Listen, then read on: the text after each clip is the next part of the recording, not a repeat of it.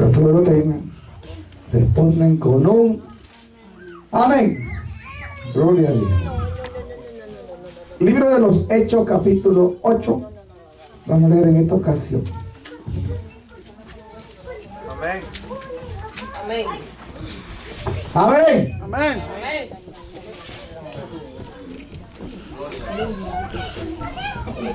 Libro de los Hechos, el capítulo 8. Vamos a leer la palabra del Señor en el nombre del Trino Dios, Padre, Hijo y Espíritu Santo. ¿Ya todos lo tenemos? Hechos de los Apóstoles, como se conoce, este libro. En el capítulo 8 vamos a leer la palabra del Señor, el verso 4 en adelante, y la palabra de Dios se lee de la manera siguiente, como ya dije, en el nombre del Padre, Hijo y Espíritu Santo. Pero los que fueron esparcidos iban por todas partes anunciando el Evangelio. Entonces Felipe, descendiendo a la ciudad de Samaria, les predicaba a Cristo, y la gente unánime escuchaba atentamente las cosas que decía Felipe, oyendo y viendo las señales que hacía. Oiga esto, qué poderoso, verso 7. Porque de muchos que tenían espíritus inmundos, o sea, gente que estaba endemoniada, salían estos dando grandes voces, y muchos paralíticos y cojos eran sanados. Así que había gran gozo en aquella ciudad. Pero había un hombre llamado Simón, que antes ejercía la magia en aquella ciudad, y había engañado a la gente de Samaria, haciéndose pasar por algún grande. A este oían atentamente todo, desde el más pequeño hasta el más grande, diciendo: este es el gran poder de Dios. Estaban engañados. Y le estaban atentos, porque con sus artes mágicas, oiga esto, les había engañado mucho tiempo. Pero, verso 12, cuando creyeron a Felipe, o el evangelio que denunciaba Felipe, que anunciaba el evangelio del reino, se bautizaban hombres y mujeres. ¡Qué bendición! También creyó Simón mismo, y habiéndose bautizado estaba siempre con Felipe, y viendo las señales y grandes milagros que se hacían, estaba atónito.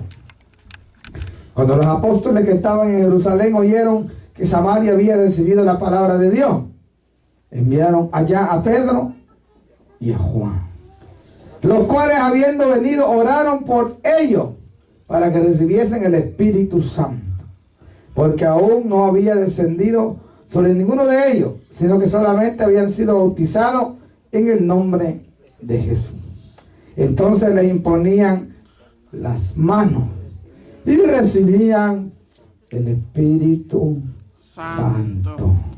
Gracias, Señor, por esta poderosa palabra que hemos leído en esta preciosa hora, esperando que tú nos hables en esta hora, cada uno de los que estamos aquí, Dios, nos enseñe lo que nos quieras enseñar. Y así como dijo el profeta Daniel en aquella ocasión: habla, Señor, porque tu siervo oye. Y a tu iglesia le decimos lo que dice la misma palabra en Apocalipsis capítulo 2 y 3, en los mensajes a las 7 iglesias: el que tiene oído, oiga lo que el Espíritu dice a la iglesia. Gracias, Padre y Espíritu Santo. Amén y amén. Puede tomar su lugar. El tema es: el Evangelio de Jesús produce gozo. Grábese ese tema, que dentro de 8 días se lo voy a preguntar. El Evangelio de Jesús produce gozo. ¿Por qué? Porque Pablo lo dijo en Romanos 1:16: porque no me avergüenzo del Evangelio. ¿Qué dice que es el Evangelio? Poder de Dios. No es cualquier cosa estar en este camino. No es cualquier cosa. Dice porque es poder de Dios. El Evangelio de Jesucristo es poder de Dios. ¿Cuál es el motivo principal por el que Dios envió este Evangelio? Para salvación, dice. ¿A quién dice? Al judío primeramente, para que usted vea que Dios no se ha olvidado de su pueblo Israel. Israel sigue siendo el pueblo escogido de Dios, la nación escogida de Dios. Le guste a quien le guste, lo reconozca a quien lo quiera reconocer. Israel sigue siendo pueblo de Dios. Y el ángel, cuando le habló a María de que iba a tener a un hijo, o de nacimiento de Jesús, le habló claramente. Le llamará su nombre Jesús. En hebreo es Yeshua. Entonces le dice, porque él salvará a quien dice, a su pueblo de sus pecados.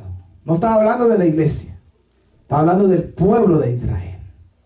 Acuérdense, Juan 1:11 de la aplicación, ¿qué fue lo que pasó? ¿Cómo es que la iglesia entró como segundo plan de Dios?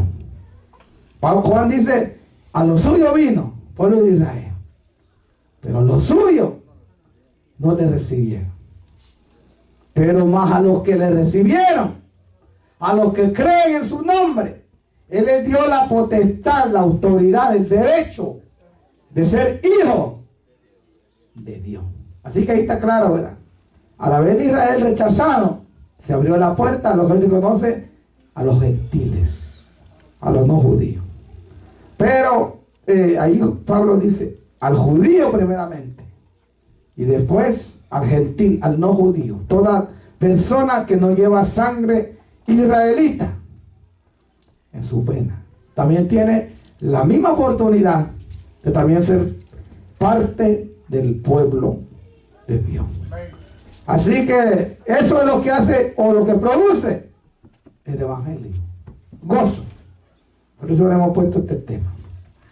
Pero para entender este pasaje que hemos leído hoy, aquí en el libro de los Hechos, capítulo 8, tendríamos que ir a Hechos, capítulo 1, el verso 8. Porque lo que aquí acabamos de leer es el cumplimiento, vamos a decirlo así, de una profecía o de una orden que Jesús le había dado a sus apóstoles. En Hechos 1:8, ahí lo dice claramente. Bueno, en los versos anteriores, en el verso 4, Jesús les habla de la promesa. Y hemos hablado mucho de este tema aquí, del Espíritu Santo. Jesús les dijo, en el verso 4 en adelante, de una promesa que se iba a cumplir dentro de ellos. ¿Cuál era esa promesa? Era la promesa del Espíritu Santo, que por primera vez Dios iba a derramar lo que Joel había profetizado en 2:38 o 2:28.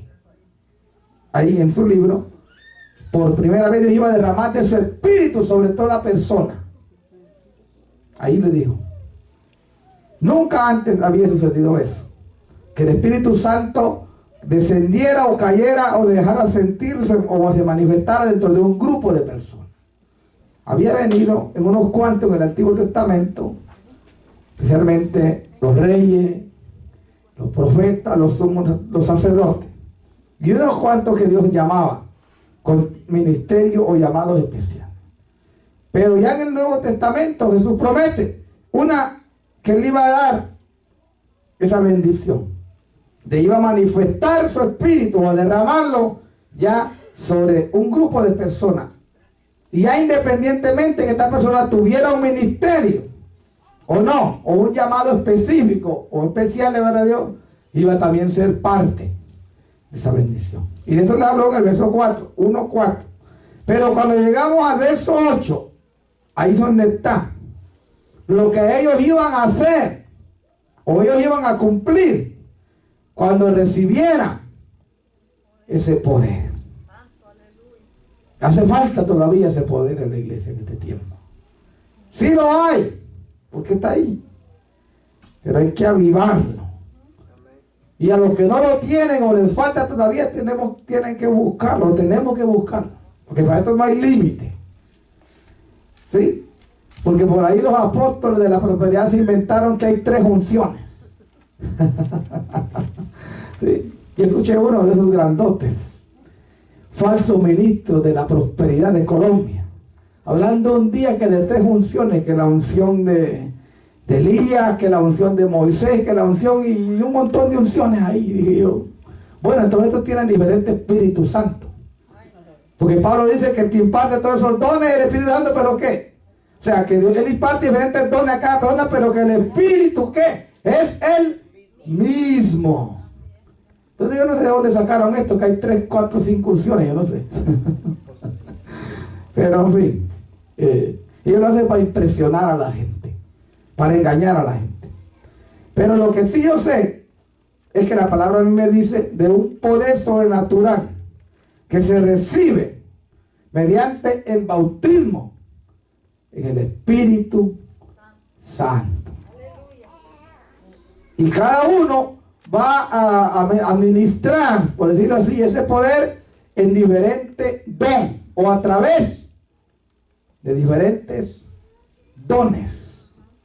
Ahí lo dice en 1 Corintios capítulo 12, es el capítulo de los dones. Ahí explica Pablo cuáles son esos dones. Ahí lo dice, pero no vamos a ir para allá para no tratarnos más. Pero en fin, en el verso 8 Jesús les habla a sus apóstoles primeramente, porque a ellos que comisionó Él desde un principio, para que su evangelio fuera llevado a otros lugares fuera aún de Jerusalén.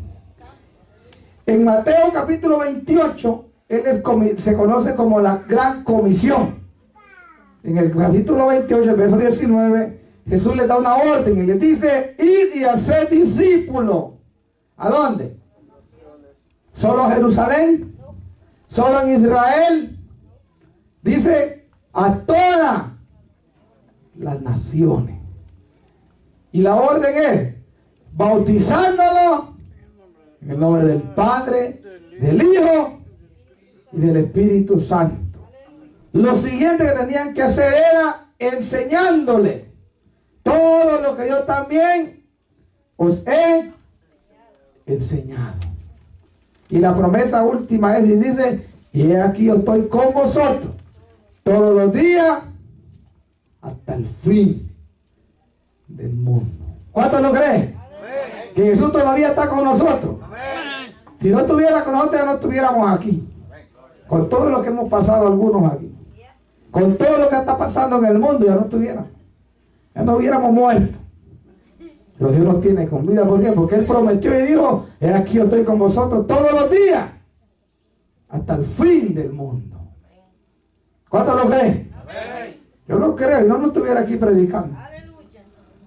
No era solo para los apóstoles, esto ya es para todos los que hemos creído en Jesucristo. Pero en Marcos 16:15 también Jesús le habló de esta misma comisión que habla aquí, Hechos 1:8, donde les dijo: id por todo el mundo. Marcos 16:15. ¿Y qué le dijo? Otra vez le dice: prediquen o predicar el evangelio a toda criatura o a toda persona. Y luego dice: el que creyere y fuere bautizado será ¿qué? Salvo. Pero el que no creyere, ¿qué dice la palabra? Será condenado. Está terrible, ¿verdad? Hay que orar por los que no han creído, por los incrédulos. Pero usted sabía que no solo en el mundo hay incrédulos. En la misma iglesia de hoy hay incrédulos. Sí. Aunque nos duele aceptarlo, hay gente incrédula todavía, que dudan de Dios, dudan de la protección de Dios, de los milagros, de las sanidades, que aquí habla la palabra, que iban a suceder también en este tiempo. Pero el diablo los tiene engañados y dice: no, eso era solo los apóstoles, eso no solo era la iglesia primitiva. ¿Cómo Dios va a usar a ese o a esa? Porque así nos empezamos a verle, de nuestros propios hermanos. Pero le dije al principio, ¿verdad que todos somos hermanos en Cristo? ¿O usted va a menospreciar a su hermano en la carne, de sangre? No se puede. Porque si usted desprecia a su hermano o a su hermana de sangre, usted tiene tan graves problemas. No se ama a sí mismo. Eso es lo que dice la palabra. No se ama a sí mismo. ¿Por qué? Porque la misma sangre corre por ahí en sus venas. Y más cuando es de madre, dicen que es más fuerte todavía. ¿Sí? Pero por nosotros también corre la sangre de Cristo, de cierta forma, en el sentido espiritual, porque fuimos curados, salvados o limpiados por la misma sangre, la sangre de Cristo. Por eso Pablo dice que tenemos que soportarnos los unos a los otros. Porque en la familia, en nuestra, también suceden situaciones. ¿Y qué dice y qué es lo que tenemos que hacer? Pues soportarnos. ¿Qué vamos a hacer? ¿O va a dejar usted de ser su hermano o su hermana de alguien porque tuvo un problema? No. Va a seguir hasta que se muera. Terrible. Este evangelio es igual. Pero entonces ya dice: el que creyere y fuera bautizado será salvo, mas el que no creyere será condenado. Y ahí sigue diciendo lo que iba a ser ya el Espíritu Santo obrando en ellos, donde dice: y estas señales seguirán.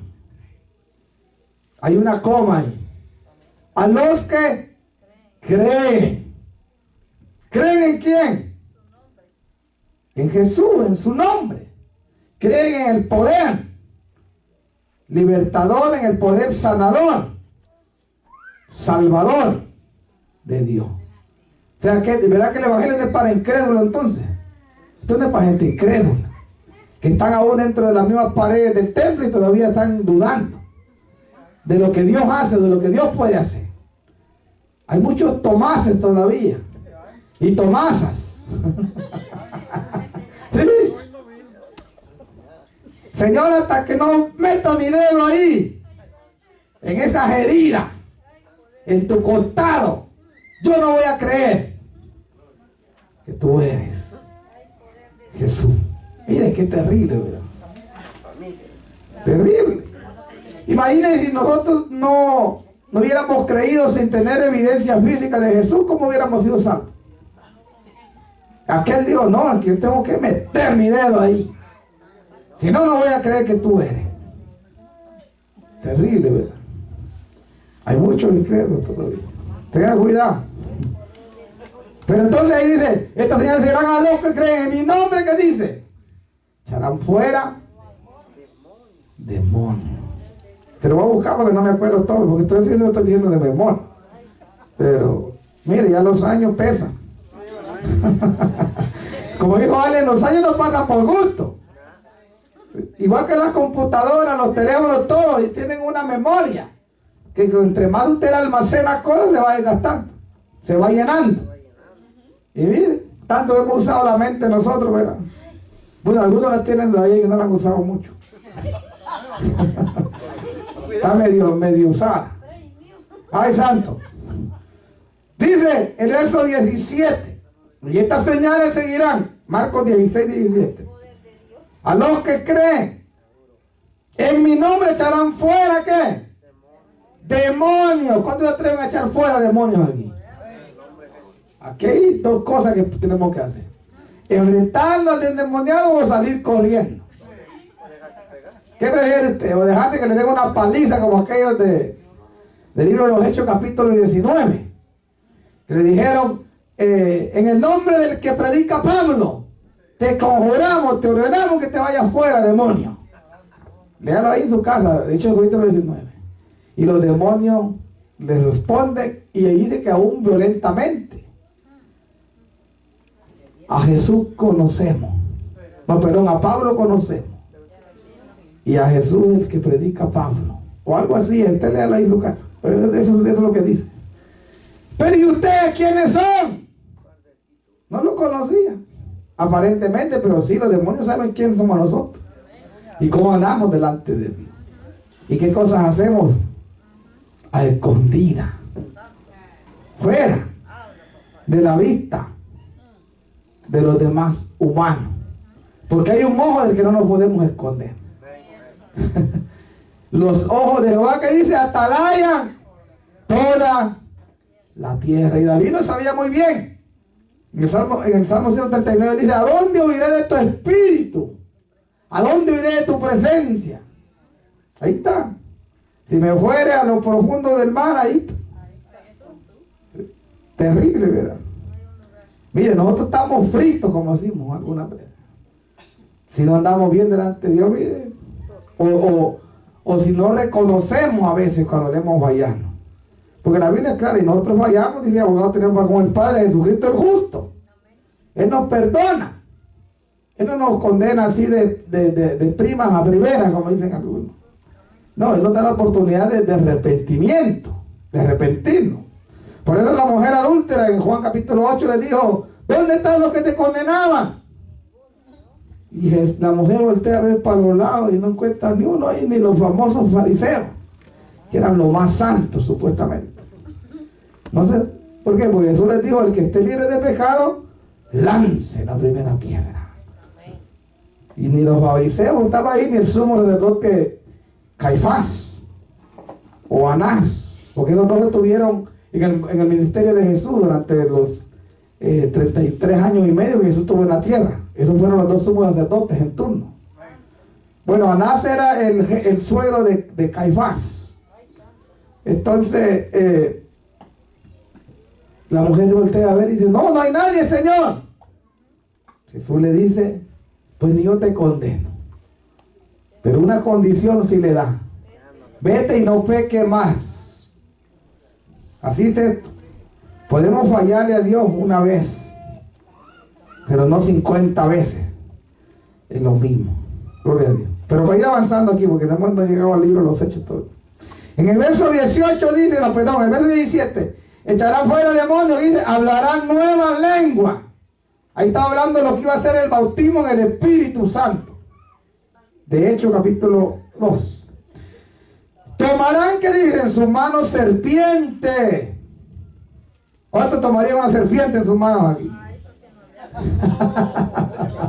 Hay algunas iglesias en Brasil y aquí en Estados Unidos que están haciendo eso, pastores de sana doctrina, o sea, son siervos de Dios, pero que han malinterpretado este versículo y de atrevido. Y algunos los han mordido la serpiente. ¿Y saben qué han hecho? No se han puesto ningún antídoto. Lo que han hecho es poner a orar a la iglesia. Y porque ahí salió hasta en Discovery, creo que hay un programa de eso, un reportaje. Sí. Pusieron a orar a la iglesia porque mordió el pastor. ¿Y sabe qué? No se murió. Para que usted vea. Sí, era venenosa, son serpientes más. Pero en fin, la misericordia de Dios. Pero aquí está hablando de algo que sea accidental, no que usted lo va a buscar. Para eso podíamos ir al libro de los Hechos, capítulo 28, donde nos habla del apóstol Pablo, en una isla llamada Malta. Ahí, mientras Pablo dice que recogía leños, ahí hacía más grande el fogón. Una serpiente le cayó ahí. No sé si sobre el brazo, sobre la mano, pero que le apareció una serpiente ahí, le apareció. Y que lo mordió. ¿Usted sabía que lo mordió? Porque los aldeanos de ahí, los nativos de ahí, solo estaban esperando el momento en que Pablo cayera acostado ahí, fulminado, muerto, por el veneno de la serpiente. Pero ¿sabe cuál fue la sorpresa? Creo que hasta más fuerte quedó Pablo. Hasta más energía le pasó a la serpiente. ¿Sí? Porque no se murió. Mire, ese es el cumplimiento de la palabra de Dios. Por eso la Biblia dice claramente que Dios no es hombre para que mienta, ni hijo de hombre para que se arrepienta. Él dijo y Él hará. Y Pablo confirmó estas palabras en Romanos cuando él dijo: sea Dios veraz y todo hombre mentiroso. Pero aquí está hablando de algo que suceda accidental. No que nosotros vamos a ir a tentar a Dios, porque también Jesús le dijo a Satanás, ¿verdad? No tentarás al Señor tu Dios. Yo le he dicho muchos ejemplos aquí, muchas veces. Si usted va pasando por un camino, ve un gran león allá acostado, roncando ahí patas arriba, ¿qué va a hacer usted? ¿Lo va a ir a apoyar con una vara, lo va a ir a despertar para que después lo siga y se lo coma? ¿A que no? No, usted pasa ahí tranquilo al lado y hace lo menos posible el ruido. Y se va. Pero si se pone a tentar a despertarlo para que después lo siga y después va a clamar a Dios, Dios líbrame. O envíame ángeles, Dios va a decir, tú te lo buscaste, ahora ve cómo tú sales de ese apuro. Digo que a veces nosotros provocamos las mismas situaciones difíciles para nuestra vida. Por eso Dios es claro en su palabra. Yo te voy a guardar, pero siempre que no sea tú el que te busque el problema, el peligro. Dios lo puede hacer. Dios lo va a hacer así.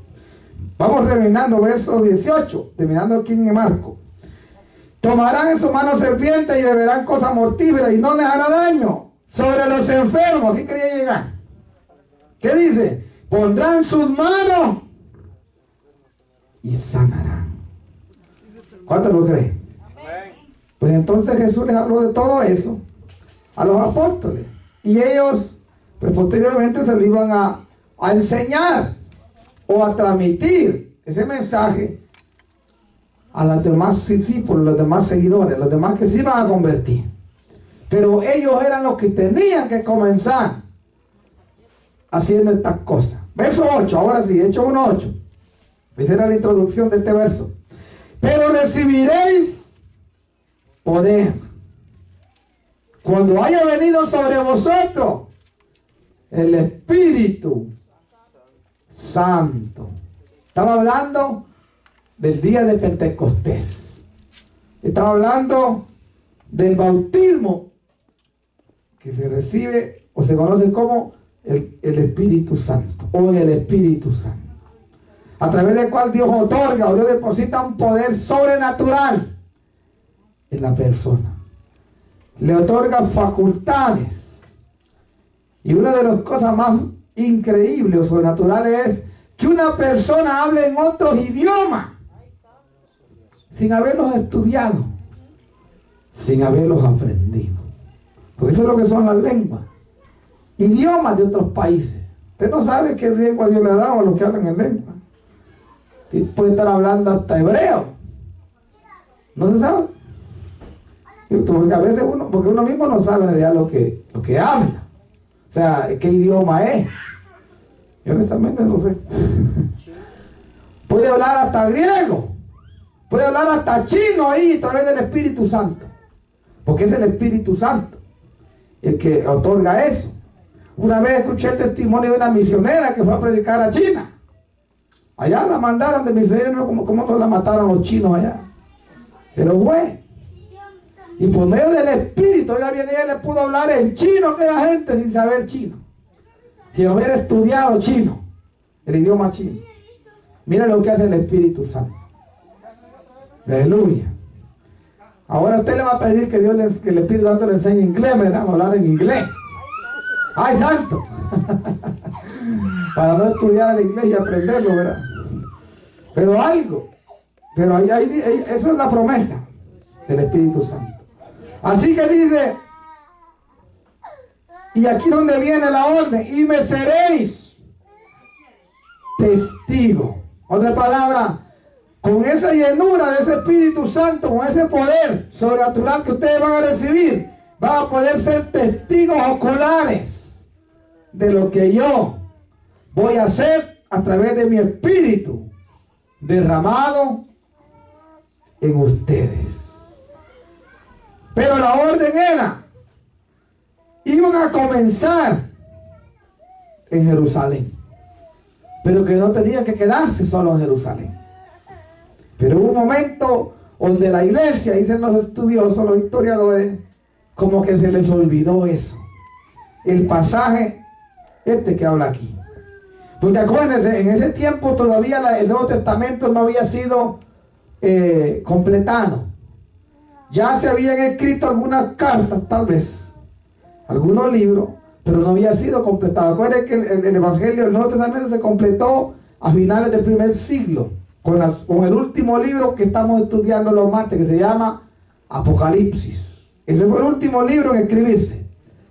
Y ese fue escrito nada menos por el apóstol Juan. Y Juan escribió 3 cartas más y escribió también el Evangelio que lleva su nombre. Pero la iglesia primitiva no contaba con esto precioso que nosotros contamos ahora. La Biblia completa. Ellos solo tenían nada más lo que en hebreo se llama la Tanaj, que es todo el Antiguo Testamento. No tenían el Nuevo Testamento. Ya circulaban, ya en los tiempos de Pablo circulaban unas cartas que él había enviado, las que hoy leemos ahí en la Biblia.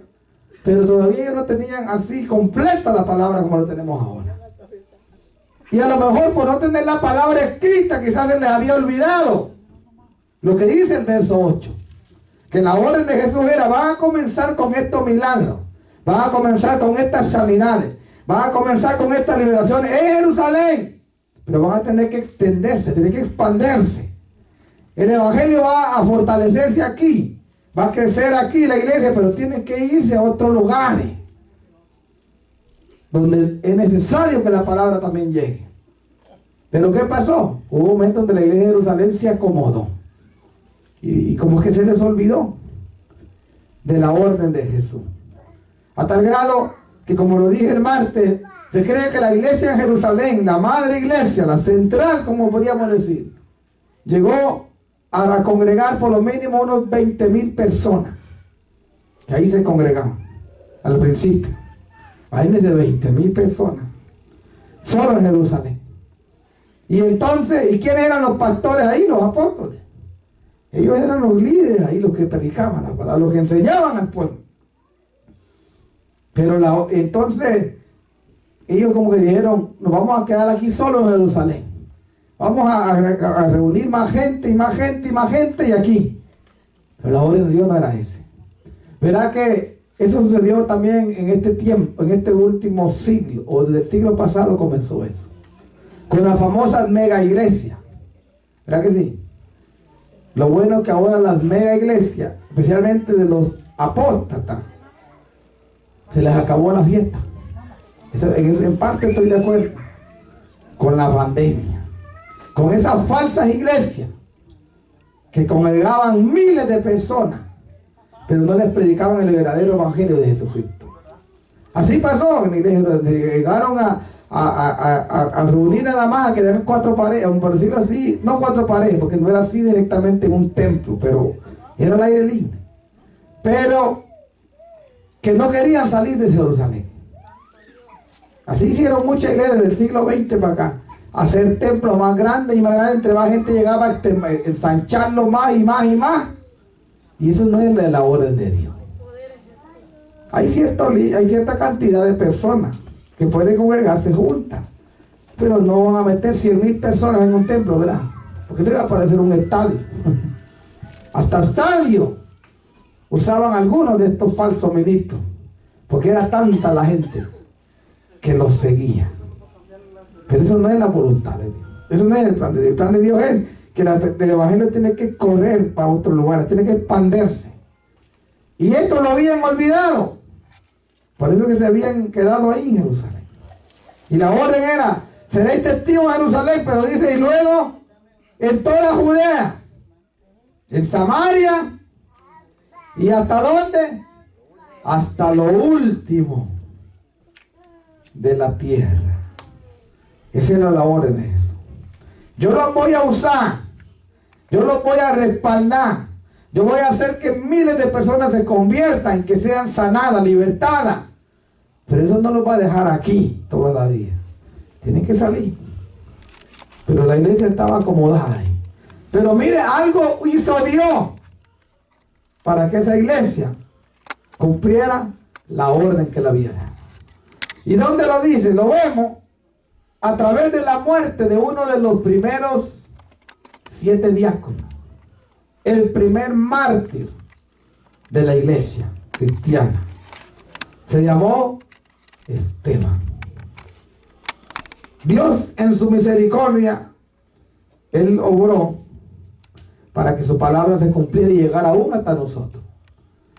Permitió que se levantara una persecución para que aquellos que estaban bien acomodados en Jerusalén ahora iban a salir por la fuerza.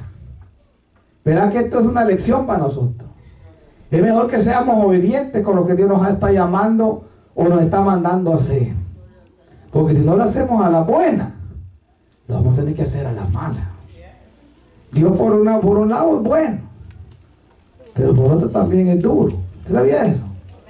Él dice que al que azota por hijo, al que recibe por hijo, lo azota, lo castiga. Aquel hijo renuente, aquella hija desobediente que Dios le está hablando y hablando y hablando y hablando. Y peor aún, que sabe hacer lo bueno y no lo hace. Porque Santiago dice, es peor ser ignorante, en otras palabras, no saber, y no que sepa mucho y estés en misma desobediencia. Porque la Biblia de Santiago dice, el que sabe lo bueno y no lo hace, le es pecado. Y Pablo lo dijo claramente, donde no hay conocimiento, donde no hay, ahí no hay culpa. Porque la persona, en cierta forma, Dios la considera. Pero donde no hay ley, dice Pablo, no sin culpa de pecado. Pero cuando ya la persona sabe lo bueno y lo malo y no lo hace, se mete en graves problemas con Dios. No con el hombre, que los hombres no podemos hacer mucho, ¿verdad que no? Bueno, hablar mal lo que hacen algunos, criticar, condenar, pero de ahí no pasa. Eso no te va a, una persona no puede mandarte al infierno. Por más que mal que hable de ti, por más que te critique, por más que te blasfeme, que diga, él no te puede mandar al infierno. Pero hay uno que sí te puede mandar al infierno. Y eso lo dijo Jesús. Él mismo. Cuando Jesús dijo, no temáis a los que matan el cuerpo, sino temed, porque el alma no pueden tocar, no pueden matar, pero temed de aquel que puede matar tu cuerpo, hablando de Dios, y también tu alma en el mismo infierno.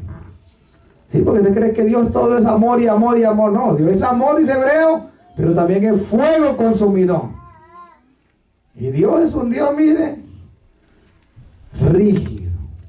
Es un Dios, mire, que cumple lo que habla. Dios no es como nosotros los humanos. Muchos que amenazan y amenazan y no hacen nada de lo que amenazan. Dios sí, cuando Dios te dice que Él va a hacer algo, Él lo va a hacer. Cuando Dios va a castigar a alguien, Él lo va a castigar. Por más que lo ame y por más que le duela. Uno de los claros ejemplos es Moisés. Todos sabemos, ¿verdad?, quién fue ese gran profeta, sacerdote de Dios. Pero por no haberle hablado a la roca, sino golpearla, ¿qué le dijo Dios? ¿Sabes qué, Moisésito? Con todo el amor que yo te tengo y con todo el trabajo que tú has hecho con esta gente cabezona, porque eran cabezones, duros de servir y de la palabra, no vas a entrar a la tierra prometida. Y verás que no entró. No entró. Y si Dios dijo, no vas a entrar, es porque no vas a entrar. Si Dios dice que aquel que no ama a su hermano es un homicida, y si la Biblia dice que los homicidas no van a entrar al reino de los cielos, pues no entra. Lamentablemente no va a entrar. Puede hablar lengua, puede saltar, puede predicar, puede hacer de todo. Puede diezmar, puede ofrendar, puede saber mucho de la Biblia. Pero si hay rencor, hay odio, falta de perdón, hay enemistad, no entra al reino. Y si Dios dice no entre, porque no va a entrar, tal como lo dijo Moisés. Pero vamos avanzando. Entonces Dios permitió entonces el martirio de Esteban, y por medio de la muerte de Esteban, como ustedes han leído el libro de los Hechos y la historia de la iglesia cristiana, se desató una persecución tan terrible como nunca había habido para los cristianos. Y entonces la historia nos dice ahí que cuando vino esa persecución de Jerusalén, los cristianos de verdad tuvieron que salir corriendo, tuvieron que salir huyendo para escapar por sus vidas. Pero ¿por qué Dios permitió eso? Porque ellos no estaban obedeciendo lo que Dios les había mandado hacer. El evangelio va a tener que expandirse, va a tener que seguirse. Después de que hayan hecho lo que tenían que hacer aquí en Jerusalén, entonces se van a ir para allá. Se van para Judea, se van para Samaria, se van hasta lo último de la tierra. Pero ellos dijeron, no, aquí nos quedamos tranquilos en Jerusalén. ¿Sí? Aquí nos vamos a quedar tranquilos aquí en este lugar que tenemos aquí. Sí, aquí, ¿para qué nos vamos a mudar de aquí? Ahí, ¿para qué vamos a tumbar esas paredes? Son emociones del pastor, emociones de los hermanos.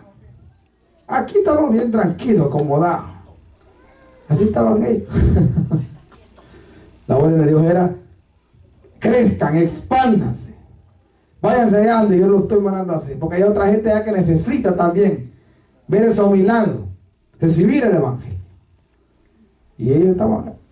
Pero cuando Dios desata de persecución, oiga lo que dice, Dios permite la persecución, Dios la permitió para que aquel pueblo saliera de Jerusalén. Y aquí ahora que llegamos al mensaje, verso 4.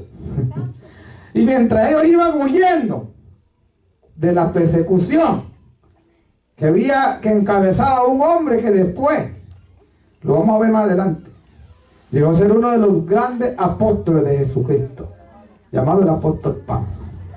Entonces dice, mientras ellos iban huyendo por las ciudades, iban cumpliendo el mandato, la orden de Jesucristo. Verso 4. Pero los que fueron esparcidos, ¿iban dónde? Por todas partes, anunciando el evangelio de Jesucristo. Mire, de una forma u otra, los Hechos 1:8 se tenía que cumplir. Jerusalén, luego Judea, después Samaria, y después hasta el mundo conocido, hasta lo último, hasta donde puedan llegar con el evangelio. Es que Dios verá que es un Dios que cumple, o hace que se cumpla lo que Él dice, queramos o no queramos. Por eso es mejor obedecer a Dios por las buenas, ¿verdad que sí? Y no por las malas. ¿Cuánta gente Dios los ha llamado desde muchos años, desde muy temprano, para que le sirviera? Para que le sirviera. Y la gente decía no, no y no. ¿Qué hizo Dios? ¿Sabes qué? Voy a permitir un accidente que te cambie la vida. Y como no vienes por las buenas, pues yo te voy a traer a las malas. Voy a permitir que pase algo fuerte en tu vida, algo difícil, algo de una situación difícil, para que por medio de eso, pues te acerques a mí. No es necesario pasar por la mano dura de Dios, ¿verdad que no? Es mejor obedecer cuando Dios nos ha llamado o nos está llamando a hacer algo. En este caso Dios nos está llamando a que le busquemos, a que le sirvamos cada día más. En este último tiempo que nos queda, que le digo, es corto. La noche está avanzada, dice el apóstol Pablo. Entonces dice verso 5, entonces Felipe, ¿quién era Felipe? Lo leímos la semana pasada en el libro de los Hechos capítulo 6. Fue uno de los 7 primeros varones. Fue el segundo, después de Esteban, que fue nombrado diácono en esa iglesia de Jerusalén.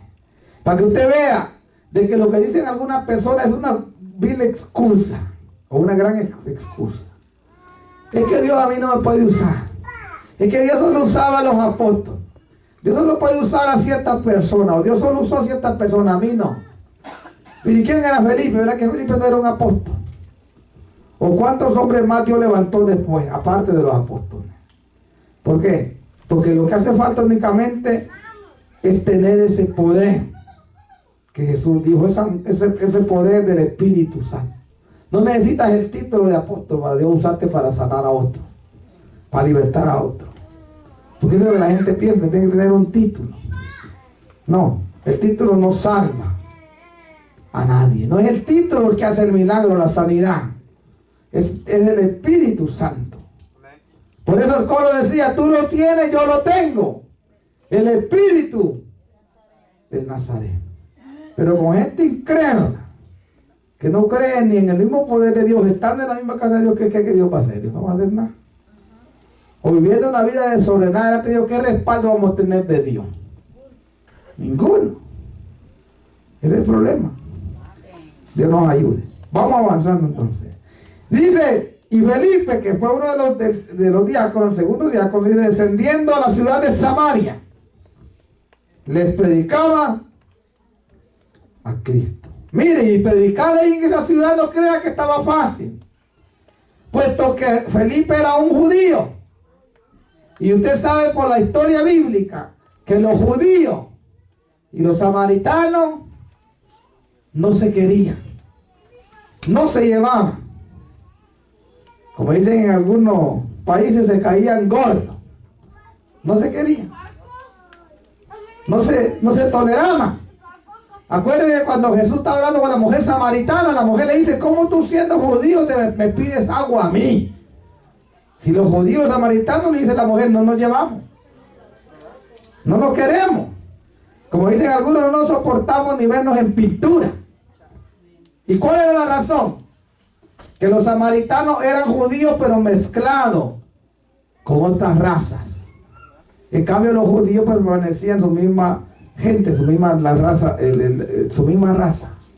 Los samaritanos ya eran judíos, eran mestizos con otras razas, mezclados con otras razas.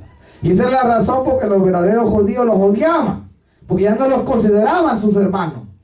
Bueno, una de las razones. Pero también ellos eran descendientes de Abraham. Pero en fin, no crea que era fácil llegar a Samaria y predicar ahí el evangelio de Cristo a una gente que sabía del rechazo. Bueno, los samaritanos contra los judíos no tenían tantos problemas. Eran más los judíos hacia los samaritanos. Era terrible eso, lo que había ahí, esa separación, esa contienda, esa disensión que había ahí entre ellos.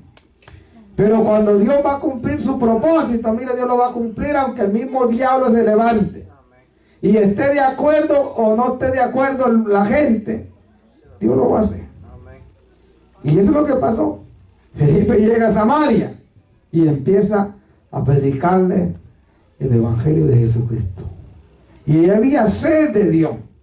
Porque lo dice el verso 6. Y la gente unánime, o sea, tenían interés por escuchar la palabra. Escuchaba y atentamente las cosas que decía Felipe. Oyendo y viendo, oiga esto. Quizá eso fue lo que les impresionó más. Las señales. Por eso hace falta en este tiempo que Dios haga señales. Que Dios haga prodigio en el pueblo de Dios, en la iglesia. Si aquí Dios hiciera cosas sobrenaturales, como levantar un paralítico, aún con algo sencillo que podía pasar, o que puede pasar, que aquí ven una gente que viene confirmada que tiene coronavirus, bueno, no va a salir corriendo. Y que esa persona aquí Dios la sane. Estoy hablando de una persona no cristiana. Y esa persona se vaya por allá afuera y diga: miren, yo fui a una iglesia que está allá en tal dirección. Se llama Iglesia Casa de Restauración.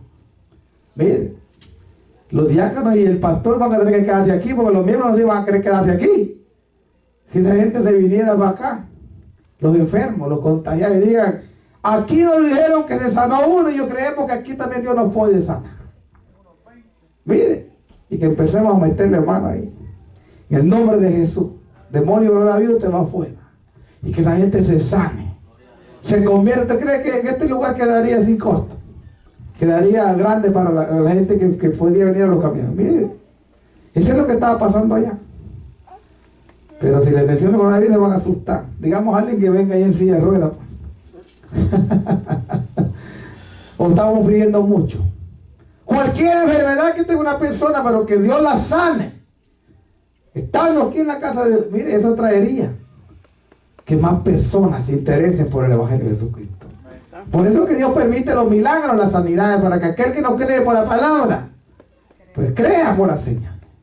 Y por eso que la palabra que Felipe predicaba iba acompañada de ¿qué? De muchas señales. Verso 7, vamos terminando ya. Porque de muchos, oiga esto, que tenían espíritus inmundos o endemoniados. ¿Qué dice? Salían esto dando grandes voces. Dejemos a un lado el de coronavirus, un endemoniado que está ahí como el endemoniado gadareno, greñudo, que no se haya bañado en 5 años. ¡Ay, santo! Mira, cuando estábamos en una iglesia, cuando estábamos en otra iglesia allá, llegaba mucha gente a veces, ¿verdad? Borrachas, mire, todos hediondos. Una vez ahora estaba abrazado, tenía uno ahí. Y yo me acerqué, mire, y me dio un gran dolor de cabeza de la peste que estaba encima.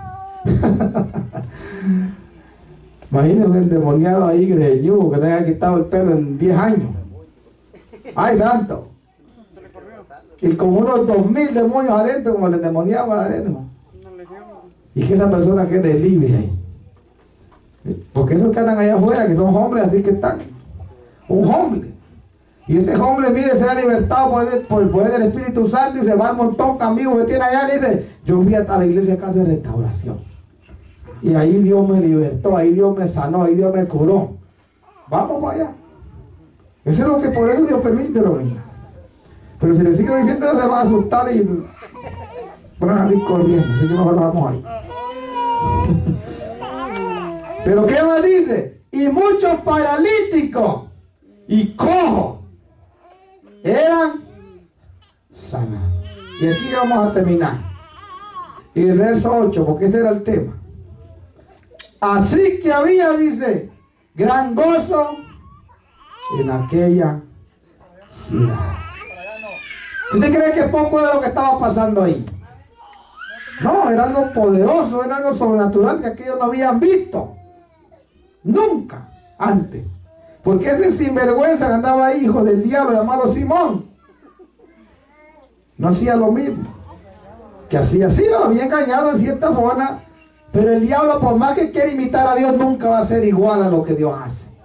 Lo de Dios es único. Lo de Dios es algo poderoso. Así que eso es lo que trajo gozo a la ciudad. El Evangelio de Jesucristo, a través de los milagros, las sanidades, las liberaciones que Dios hizo a través de Felipe. Y mucha gente se convirtió a Jesucristo. Ahí lo dice en el verso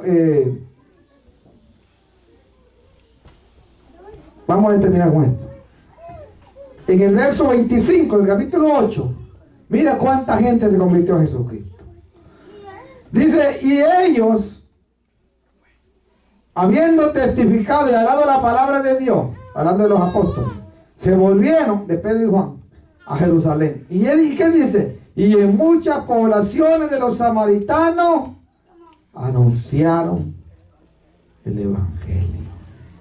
Poderoso, ¿verdad? Cuando Dios llega a un lugar, a una ciudad, algo poderoso va a suceder.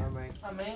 Pero Dios está en esta ciudad desde hace rato y no hemos visto todavía lo que Dios quiere hacer. Pero vamos a seguir clamando, vamos a seguir pidiendo a Dios misericordia, pero vamos a seguir buscando la presencia de Dios, porque Pedro dijo, para vosotros también es la promesa, para nosotros. Dios quiere también levantar hombres, levantar mujeres, como aquellos apóstoles, como aquel Felipe, como aquel Esteban,